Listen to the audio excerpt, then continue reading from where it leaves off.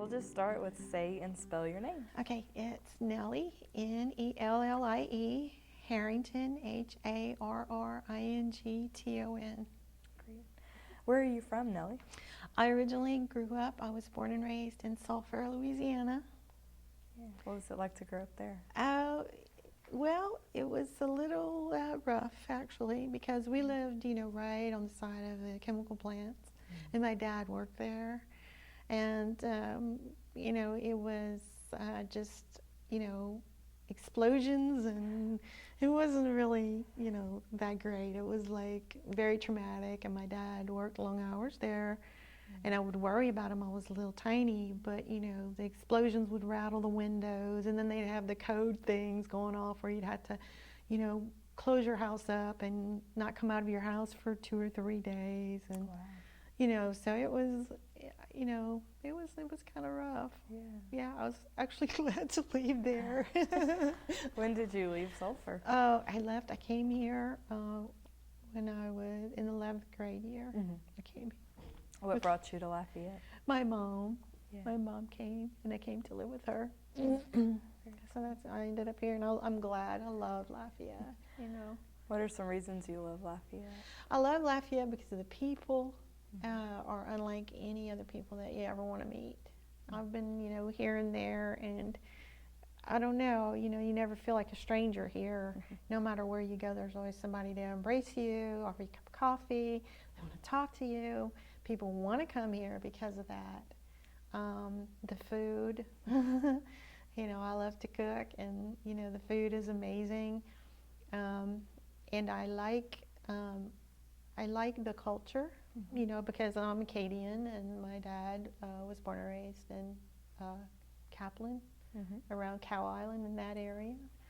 So it's in my blood, it's in my heart here. Yeah. Actually, more than up there towards, Texas and all that in Sulphur. But that's where my dad had to go to work. Sure.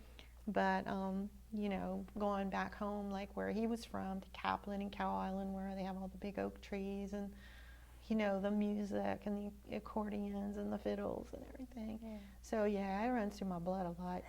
Though my mom was from Alabama, she's hillbilly. Yeah. But we were, born and raised here, and we would go back and visit my cousins and see my grandfather and all that during the summers. So, that's why I like living here. I'm kind of the opposite. My dad was from Alabama, and my mom was from here. So wow. I'm the little of the same mix. Mirrored, right? Yeah. Very cool. So, where did you go to high school in Lafayette? I went to Acadiana High. Okay. Yeah. So where did you end up after Acadiana High, I should say? After Acadiana High, I just kind of like, bounced around trying to find out what I wanted to do. I had no idea, honestly. So, I went to work as a contact lens technician. I worked as a receptionist. And then I got into singing. And I got a job singing here and there. And I loved it. And then I started songwriting and joined a songwriters club and was really active with that. And then I got into children's performances. And I did that. I started doing that. And then it got really, really popular, and it went really well. I was performing, at festivals in the schools, the libraries, doing little tours here and there. Doing some workshops with the children, out at Citatis Arts and different places. And so that kept me really busy after that. And then, that was pretty much it, because, between, doing that, and then I was hired to do like productions for the schools, sets, teaching children, performing arts. Sure. So I stayed really busy with that. And then after that, I was doing 18-hour days. I had my production company. I was performing. And then I felt ill. It's like the rug just got pulled out from underneath me one day. And so I was diagnosed with a skin disorder that was terminal, actually. And I got really down. I was pretty bad, probably about 3 months away from the big door. And the doctor said, well, just make yourself comfortable, go home. And I went home, and, I said, God, I don't want to be a burden on anybody. You know, just take me or heal me, one or the other. I don't want to linger, and you know. So it was the strangest thing. It was like this light just fell on my head. And I went and sat down at the computer and I just started researching. He just would bring me places to these wonderful websites, but he would show me what the body needed, what was right, what was wrong. You know, we have healers in our family. It runs really high. My uncle, my dad had 7 brothers, and all 7 of them were traitors. They all had the gifts. And so what happened was, over 3 months, I started using all natural things, herbs, you know, just learning about it. I'd go to the page, I'd take it, I'd get better.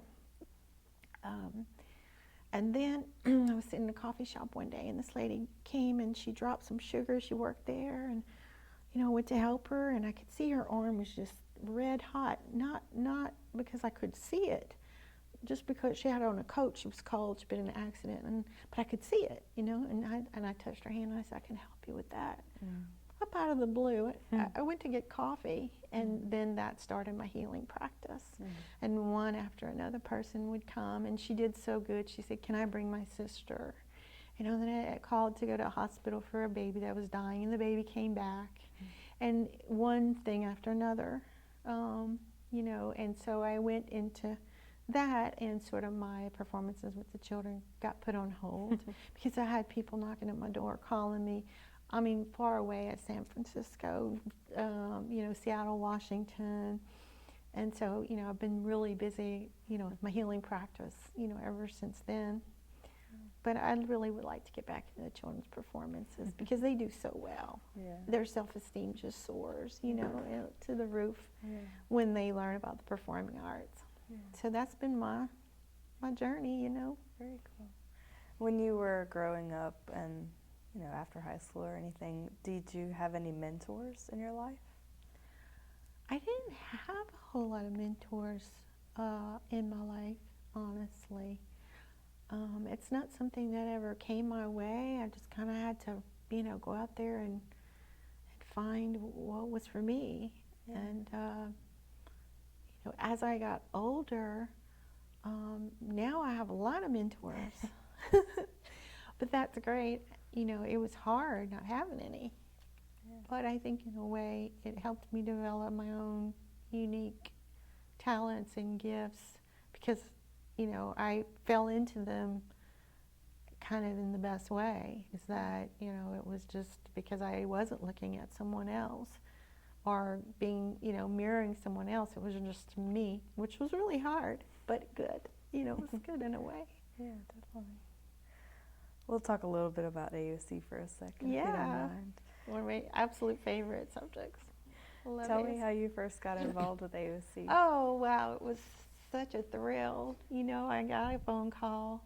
I was doing children's performances, and this voice on the phone said, "Hi, my name's Gorilla."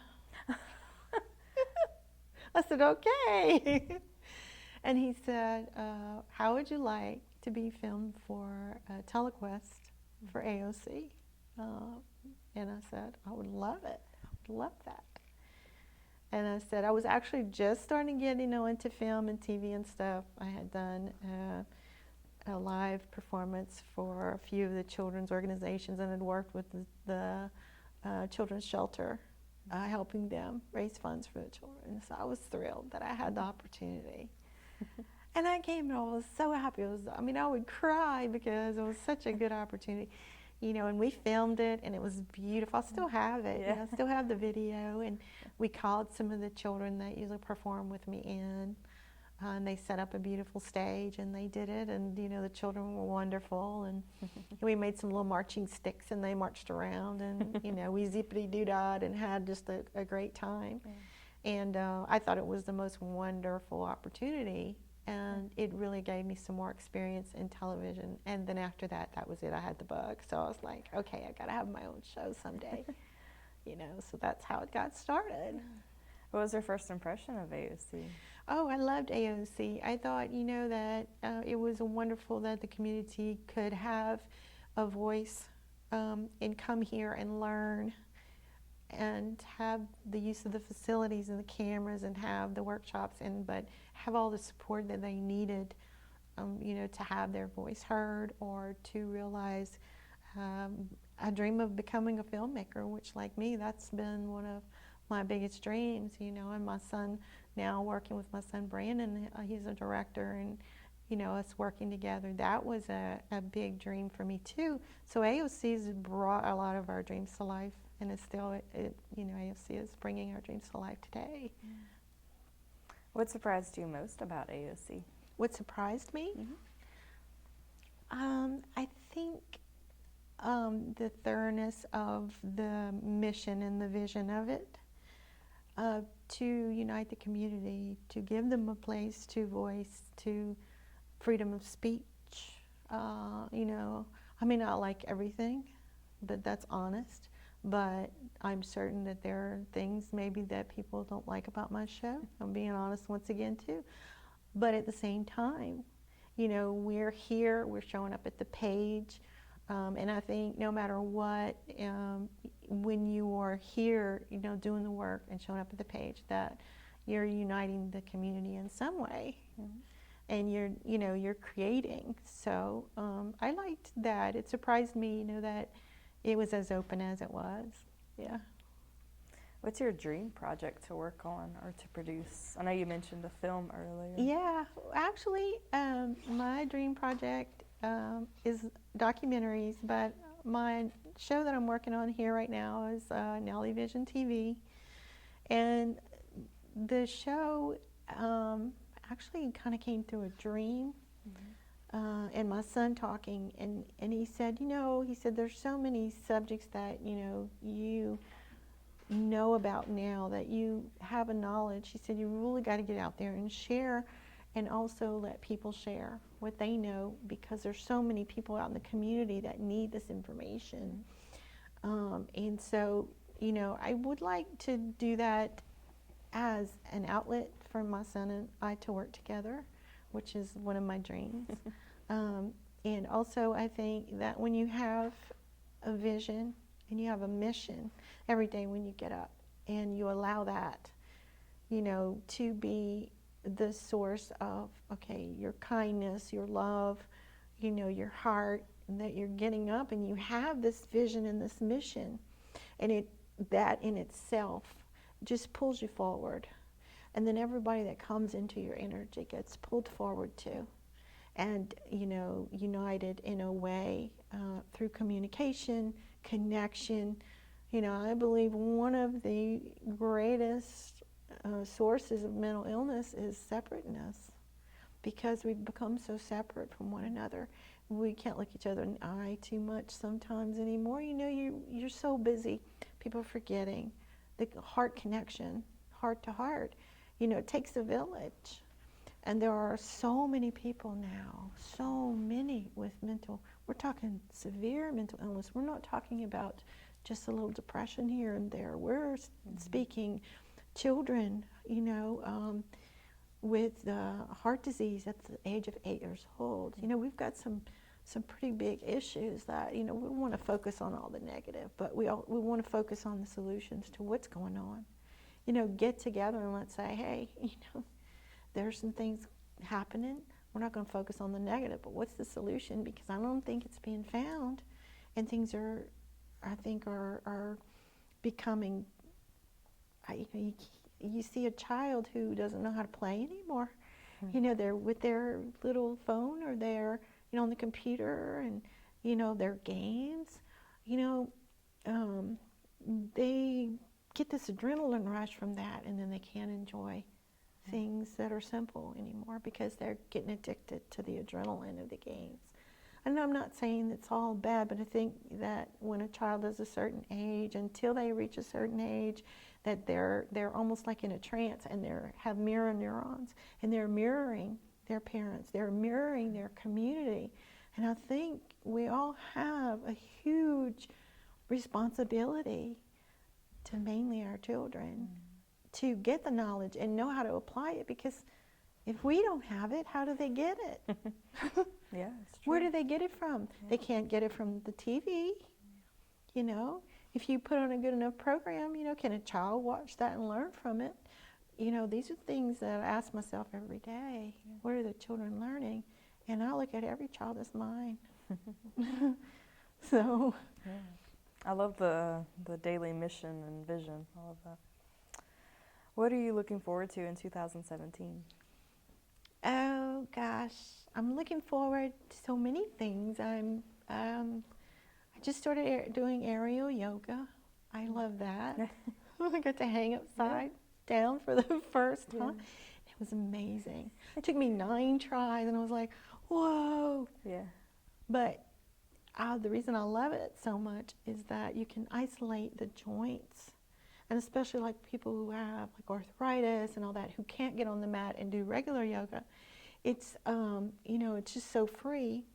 I'm looking forward to more of that. I'm actually going to buy my own setup where I can do it at home, and it's very mobile, so I'll be able to get out and teach it, because I felt so great afterwards. Circulation. I'm looking forward to that. I'm looking forward to working on my show with my son. I'm looking forward to my son's show, because he's got B's Cuisine and he's going to be having a cooking show. So we're getting sponsors for those. I'm looking forward to that. I'm going to start performing with children again. I'm getting ready to set up an event so I'm looking forward to cooking with my son, because that's our therapy, and we like to bang around in the kitchen, and we come up with new recipes and new things. I'm looking forward to that. I'm actually looking forward to going kayaking. You know, I love to kayak. But, you know, mainly I'm looking forward to being here more often. And that's what I'm really looking forward to, being here, you know, with my son, working on my show. Yeah. What are you reading right now? Oh, actually, I'm not reading, I'm writing. Oh, okay. I do a lot of research online with a lot of mind-body connection work and brain and neuroplasticity and the brain-mind connection. But I started writing because of my post-traumatic stress disorder. I started writing journals, and then that turned into a comic book, which it's more like, it's not violent or anything like that. It's just basically a character, and she has this disorder, right? And she starts creating all these characters, and the characters start having all these little adventures. You know, it's not violent or anything, it's just adventures, fun. But it came a lot from, you know, when I was a little girl, and there was a lot of trauma around us because of the plants and stuff. But she started making up these characters, and I started making up the characters, and now it's a book. It's turning into, I do novellas out of it. I'm doing some zines, which is just certain, you know, scenes from the book. And so now the comic book turned into a trilogy. So I'm working on actually getting my first book together. So I'm not really reading too much. I'm trying to, you know, get that out there. And it's getting a good response. I read it. Sometimes people like it, you know? When you were growing up, what were some of your favorite books or movies or singers or movie stars, anything like that? Honestly, when I was growing up, I didn't really have any of those things, basically because I was very autistic. I didn't hardly speak. I was very creative in the form of drawing lines and, you know, just playing outside. I loved outside. I had rabbits. I would play with my rabbits. But as far as, you know, really doing any of those things, I really didn't even sense that those things existed in my world. It was very frustrating because I couldn't communicate, but I'd have all these things in my head. So my spectrum, it was pretty severe on one side, mild on another. But the severe side of it, I had trouble communicating. And I had a lot of fear because all the booms with the plants and, you know, the chemical plants and all that, and worrying about my dad. And so I didn't really have that, you know, as far as to say,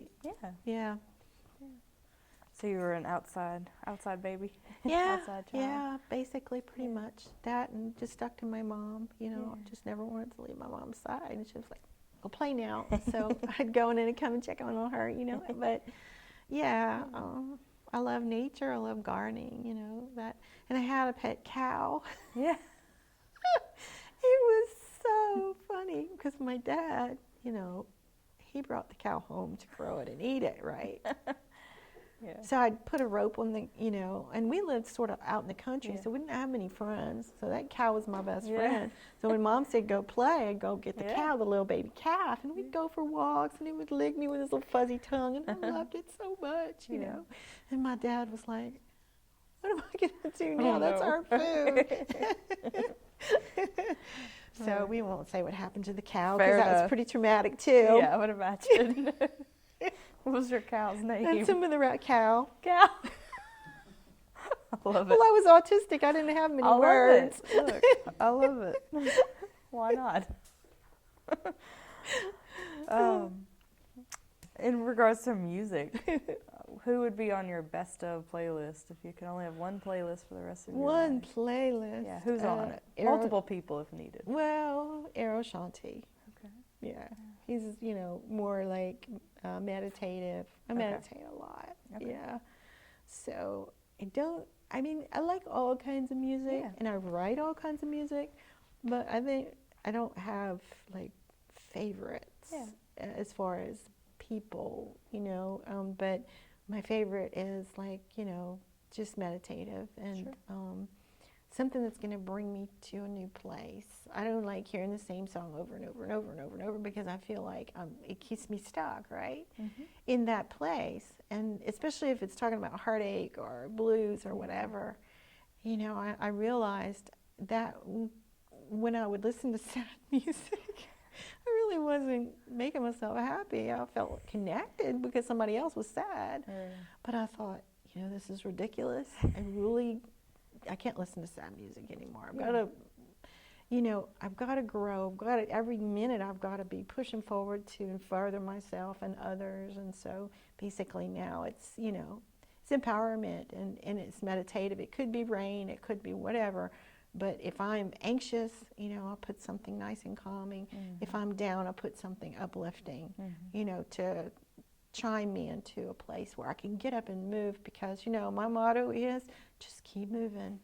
If you're not moving, you're stagnant. Isn't that the teacher? Isn't that what water teaches us? If you stay still and you stay still and you stay still, if you're not moving, then you get stagnant. So it's like my favorite thing is next and keep moving. Oh, good. If you could have dinner with 5 famous people from history or from your life, who would they be?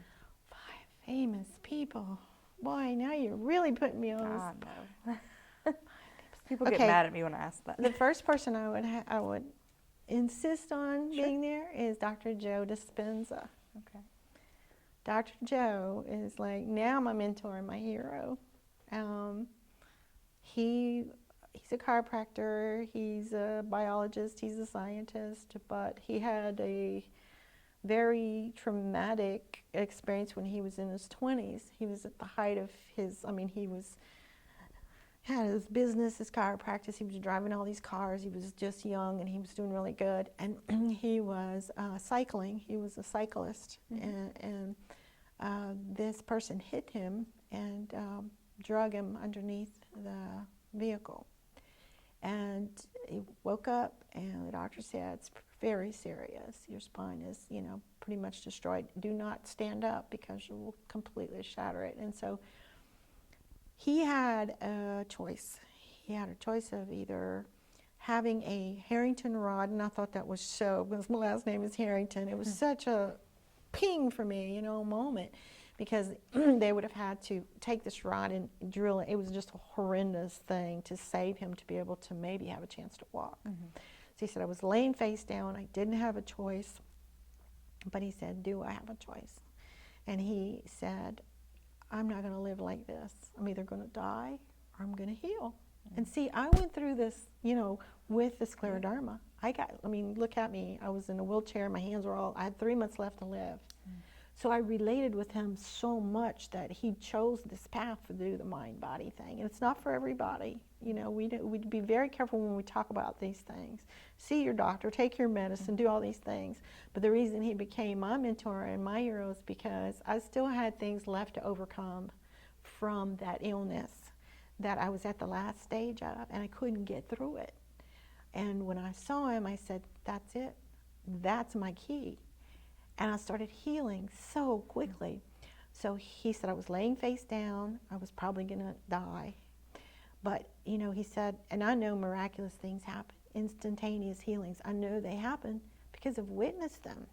You know, well, not with only myself, but with other people. Not everybody does it, but some people do, right? So, and when you've seen that with your eyes, it kind of gives you an edge. When you've seen a crushed leg heal in 3 months instead of a year, when you've seen people walk on it when the doctor says don't put it in, and they say, no, it's healed, and the x-ray shows it's healed. Yeah. When you've witnessed these things, you tend to sort of get in that belief system, right? And as a traiteur, I've seen that the power of belief in prayer, the power of standing in somebody's place when they can't stand there. There's something to it. It's very powerful. So he said I was laying face down, and he said, I know there's an intelligence out there that built my spine, that made it when I was born, when it formed. And I know you're out there, and I know you can hear me.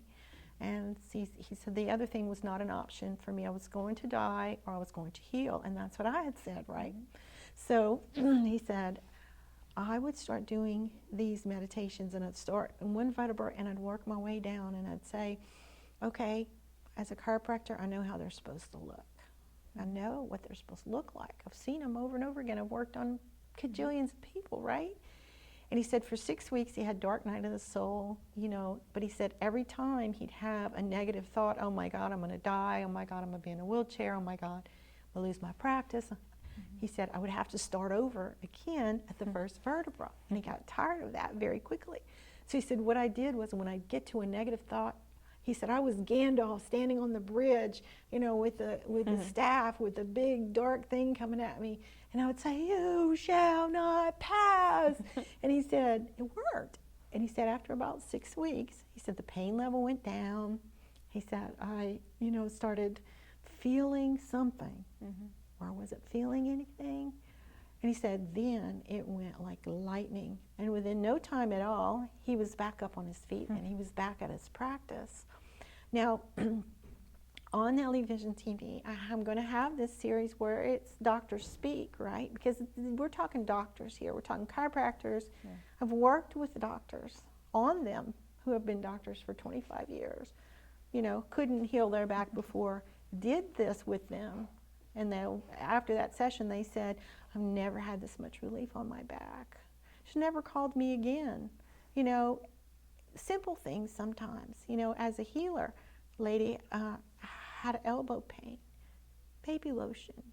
But it was a memory from when she was a baby, when something had happened. Somebody had grabbed her arm the wrong way. Yeah. So you begin to understand that the emotions are so powerful and they're locked in us.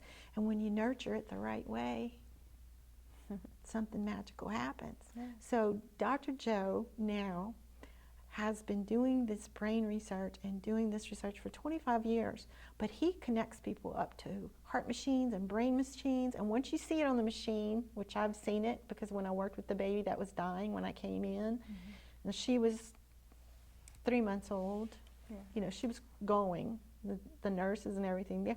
And all I did was come in and I didn't ever touch the baby. I never touched her, but I put my hands over her. And you could literally immediately see her functions changing on the heart monitor, on the blood pressure machine. You know, the nurses rushed in, the family was crying. They said, what did you do? I said, she's frustrated. I said, did you ever pick her up? And the mom said they wouldn't let me because she was tubed. She was born with everything on the outside. You know, she was a preemie. I said, you got to hold her. You got to bond with your daughter. And so, you know, worked on her, and she calmed down, and the mom picked her up, and she just pinked. She stopped crying. She stopped struggling for breath. You know, they called me 2 weeks later. They said, oh, she's fine. She's in a bouncer. It was Christmas Day. These sort of things, you know, that you witness and you see gives you this amazing resilience to understand the power that we have more than we think we do, and the body's resilience and the ability to heal when you're in healing mode and you're not under stress. So Dr. Joe confounded that into me again with his story, and now he travels the world. He's just did Italy. He's got a huge following. So, I listen to him. I say 1 cup of Dr. Joe in the morning and 1 cup of Dr. Joe tea at night, and I listen to everything and I look at all the scans. But he literally shows brain scans where when you have a new thought, the old pathway and the neurons disconnecting, reconnecting, and forming a new pathway in the brain. And I had an old traumatic memory that was pretty rough, that when I was a teenager that happened to me, that I could never deal with. I'd had therapy for it. I had had everything, but it would crush me when it would come at me. And I had developed some things because of that. And when I started Dr. Joe's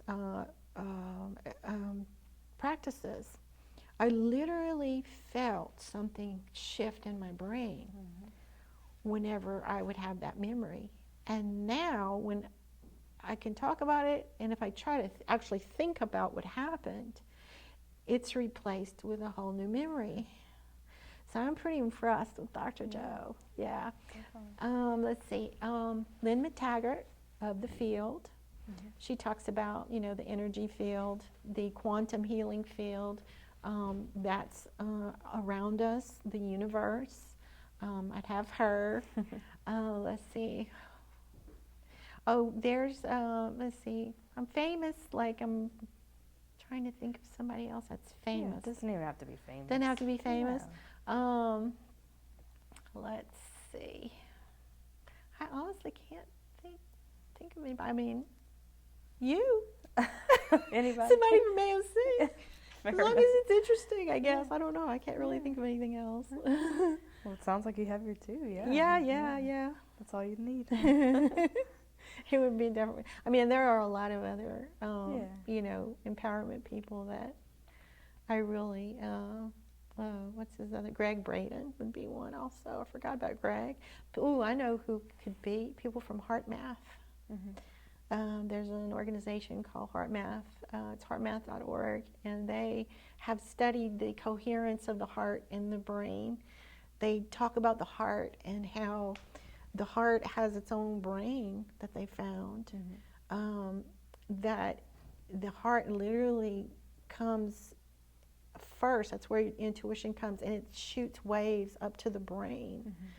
Because they did the studies they put people in front of computers and they had pictures of things that would make them react. A flower or a snake striking at you, or something traumatic or happy. And they had the people connected to the, the heart monitors, the brain monitors, and they were watching their reflexes. And the appropriate response came from the brain and the heart.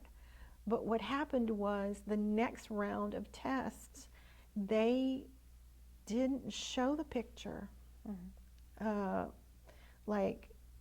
then watch for the reaction. What they did was, they picked a picture and they held it there, and they asked the person to look at the blank screen. There was nothing on the screen. And when they put the picture up, the heart reacted before the brain.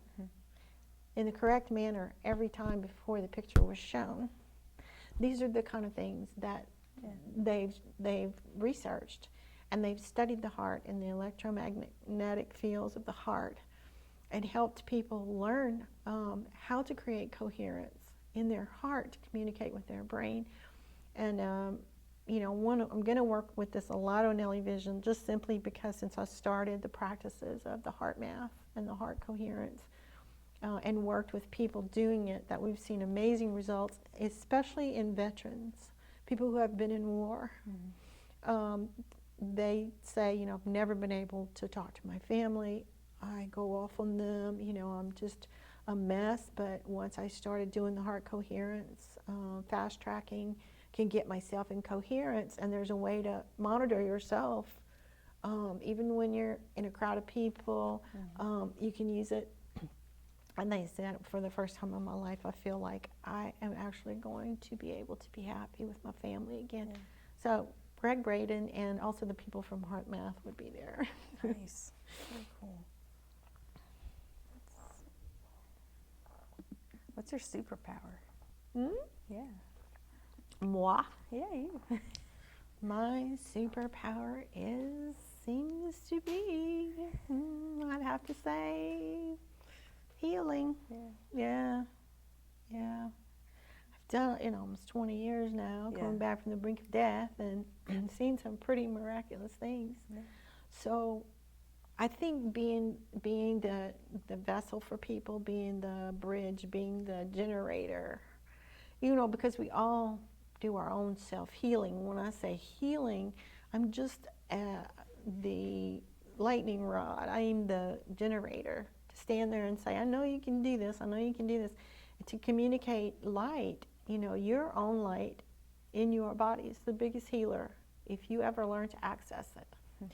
Once people learn to access that, and it's not hard to do, and use the energy that's around them, and create what we call the torus. Because the torus, we are like batteries. We are batteries. We're like computers. If your computer gets too low on the battery, it's unplugged, you're not going anywhere. And when you're that low in your battery, then illness and, disease all comes into your body because you're wearing those genes out. You're wearing out your heart's a muscle. Your emotions get stuck in the fascia.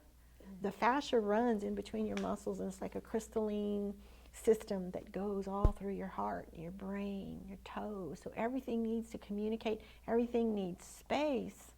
And we all sit so much. There's so much to learn. We all sit so much that all of our organs, get all cramped up. They can't do their work. And then we get sick. And this needs to be taught to the children. They're sitting a lot in class. They're sitting a lot at the computers, and to understand the human body and how it works with these emotions is a master key. The emotions are the master key. I tell everybody, you have the capacity in your body that's beyond anything you could imagine. Learn about it. And then you have an edge over the flu. And it's not a guarantee that you're not going to, because we are all under stress. I still get sick. But it's not as severe, the duration is shorter, and it's not as often. So it gives you a power, because I think people today feel so powerless. They feel so hopeless. And, it's just, okay, let's just move on and let's just get past and beyond that. We've got all this technology. But why are our children getting sicker and sicker? Why? I want to show everybody that the reasons here and the reflection here are a reflection of what we got to adjust. This is the contrast. We can't talk about war. We can't keep saying war, war, war and have peace. You got to have peace. You have to be peace. Everybody's working on being peace. When do they ever have time for war? Do you see what I mean? When do you ever have time to really get sick? And that flu thing out here, the only reason it can get you is because you're under stress. If your immune system, we're all born with our own immune system. And if you work on it, and you work on it, with different things, but the biggest key is your emotions. So if you get bullied at school when you're a little girl, and that stays in your heart, if you get heartbroken because of something, your true heart can't do its real work. It's not communicating with the brain, it's not pumping. So to keep all those emotions every day, it's a daily practice that's so important, but to learn, and there's just not enough information of what works. And the evidence of that, wouldn't a lot of people agree? No, there's more mental illness. There's now, children getting on antidepressants, when they're 7 years old. These are things that, the contrast to show us, with all the food and the sugar and the everything, our diets, we're feeding, food feeds the essence of your body. It doesn't just feed your belly. Food, air is food. So when you're taking in the air and you're breathing too fast, you're not getting good oxygen. So I get carried away, but these are the things that I'm passionate about, because I eat, live, breathe, and sleep and watch people every day go from, here within 5 to 8 days, jump and a leap, go, I never thought I could do this. My friend comes, he can never lose 30 pounds, he's overweight, he's sluggish, he starts eating. We eat good. We eat pasta, we eat dessert, we don't eat meat, but that's just our choice. But, it's delicious. We still eat rice and gravy, and, and he lost like 20 pounds in 1 month, just eating the food. Why? Real food. Why? It was good organic food. It was good pasta. It was rice. We go gluten-free because we can't eat wheat. So, that was a big thing. But, I think he got nurtured a lot, and most of the time he's by himself. Does it show you the difference between the emotions of what you're taking into your body when you're sitting down to eat? Even if you eat a meal by yourself, you got to be nurturing those emotions and those essences, because your cells are listening. Every cell in your body is waiting for that signal. And guess where they get them? You think they get them from your brain? They get them from your feelings and your emotions. Very cool. What inspires you? Oh, gosh, what inspires me? My son inspires me every day. He has dwarfism, and yet he has, come to a place inside of himself where, he doesn't view anyone anymore as anything except human, as a person, a soul, a spirit, and that inspires me.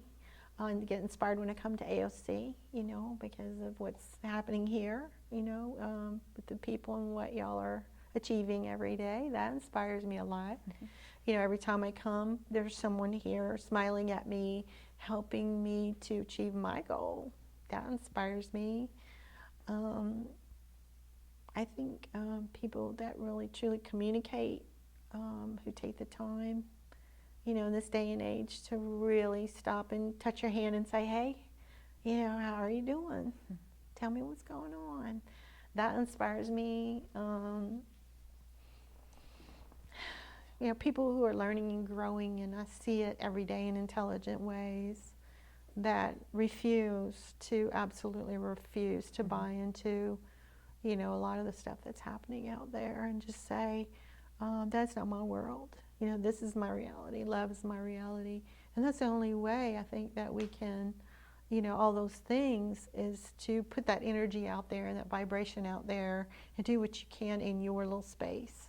Because you can't take care of the whole world, but that's the only way you can, in a big way, is to do your space. Show up at the page, and may not know anything, but you show up at the page, and then everything opens up, and the resources fall, the path opens at your feet, and before you know it, you got, it could be the mailman, we don't know who it is, knocking on your door.